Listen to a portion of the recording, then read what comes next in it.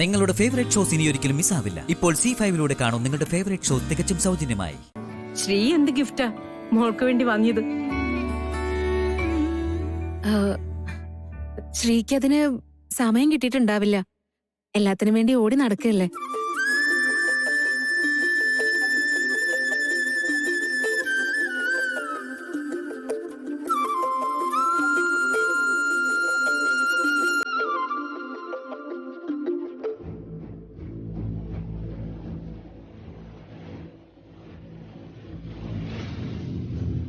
ഇതിലും ഭേദം തിരക്കിന്റെ പേരും പറഞ്ഞൊന്നും കൊടുക്കാതിരിക്കുന്നതായിരുന്നു.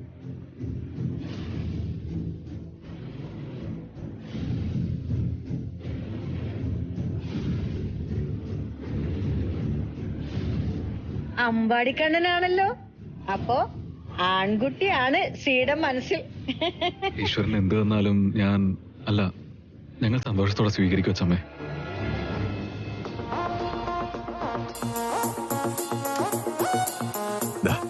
ഇത് ഏട്ടന്റെയും ഏട്ടത്തിയുടെയും മകൻ. നല്ല ചോയ്സാ. അല്ലെങ്കിലും ഗിരിയേട്ടന്റെ ചോയ്സ് എപ്പോഴാ നന്നാവാതെ പോയിട്ടുള്ളത്? അത് നന്നാവാതെ പോയത് ആകെ ഇവളുടെ കാര്യത്തിൽ മാത്രമേ ഉള്ളൂ. പക്ഷേ ഇത് ഏട്ടന്റെ ചോയ്സ് അല്ല, നിന്റെ ഏട്ടത്തിന്റെ ചോയ്സാ. സുമിയുടെ സെലക്ഷൻ ആണെന്ന് എനിക്ക് കണ്ടപ്പോഴേ തോന്നി. നല്ല ഭംഗിയുണ്ട്, പക്ഷേ വളരെ സിമ്പിൾ ആയിപ്പോയി. ഉറപ്പായിട്ടും അക്കൂട്ടത്തില് ഇതിലും ആർഭാടുള്ള ഡിസൈൻസ് ഉണ്ടായി കാണും. ഗിരി തന്നെ സെലക്ട് ചെയ്തിരുന്നെങ്കിൽ സനിക്ക് കുറച്ചുകൂടെ ഗ്രാൻഡ് ആയിട്ടുള്ള സമ്മാനം കിട്ടിയെന്ന്. അത് നേരാ. സെലക്ഷൻ ഗിരിയുടേതായിരുന്നെങ്കിൽ കുറച്ചുകൂടി പൊലിമുള്ളതായിരുന്നേനെ. അതെനിക്കും തോന്നി.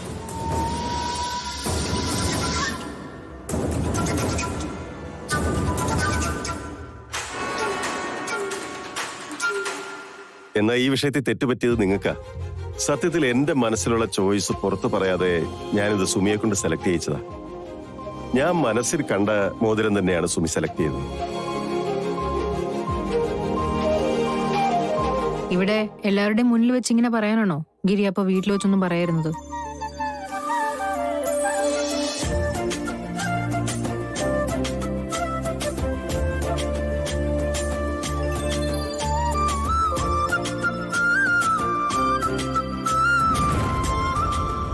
അത് സൂപ്പറായടാ. ഞങ്ങള് പറഞ്ഞ ഒരു കാര്യങ്ങൾ നീ ചെയ്തല്ലോ, സന്തോഷം. നിങ്ങൾ പറഞ്ഞില്ലെങ്കിലും ഞാനത് ചെയ്യാനിരുന്നതാ. വീണെടുത്ത് കിടന്നു വിടാതെ. എന്തായാലും സുമിക്ക് സന്തോഷമായല്ലോ, അത് മതി. പിന്നെ ഞാൻ വിളിച്ച കാര്യം പറയാൻ വിട്ടു. ആ ഈജിപ്ഷ്യൻ കമ്പനിക്ക് മെയിൽ അയക്കാനുള്ള കാര്യം മറക്കല്ലേ. അയ്യോ, ഷോ അത് ഞാനിപ്പോ തന്നെ ചെയ്യാം. നീ ഓർമ്മിച്ച് നന്നായി. ശരി, ഓക്കെ, ബൈ. എന്തായാലും ഗിരി അത് തുറന്നു പറഞ്ഞല്ലോ. സുമിക്ക് ഒരുപാട് സന്തോഷമായി കാണും.